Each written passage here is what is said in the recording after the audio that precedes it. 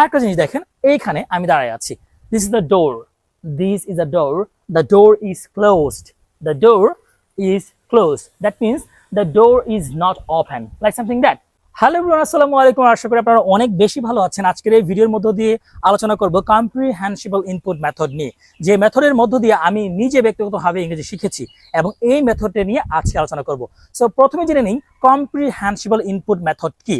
কম্প্রিহেনসিবল input method হচ্ছে এমন একটা সহজ মেথড, আপনি আপনার চারপাশে যা যা দেখছেন, যা ভিজিবল, ঠিক আছে, সেগুলো আপনি ধীরে ধীরে ডিসক্রাইব করার চেষ্টা করবেন। আপনি কখনো ট্রান্সলেট করবেন না, আমি আবারও বলছি, কখনো ট্রান্সলেট করবেন না বাংলা থেকে ইংরেজিতে, বরং আপনি যে সিচুয়েশনে বর্তমানে রয়েছেন সেই সিচুয়েশনটাকে ডিসক্রাইব করার চেষ্টা করবেন ইংরেজিতে। ধরুন একটা সিচুয়েশন চেষ্টা করছি, এটা একটা গাছ, right? This is a tree and this is a mango tree, this is a mango tree and I am standing in front of the tree, I am standing in front of the tree, like something that. আরেকটা জিনিস দেখেন, এইখানে আমি দাঁড়ায় আছি। This is the door, this is a door, the door is closed, the door is closed, that means the door is not open, like something that. Clear? So এইটা হচ্ছে আপনার কম্প্রিহেনসিবল ইনপুট মেথড।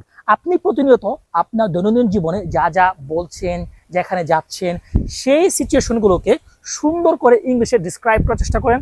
দেখবেন একদিন, 2 দিন, 3 দিন, স্টেপ বাই স্টেপ আপনার অনেক বেশি ইমপ্রুভ হচ্ছে। দেখা হচ্ছে নেক্সট ভিডিওতে।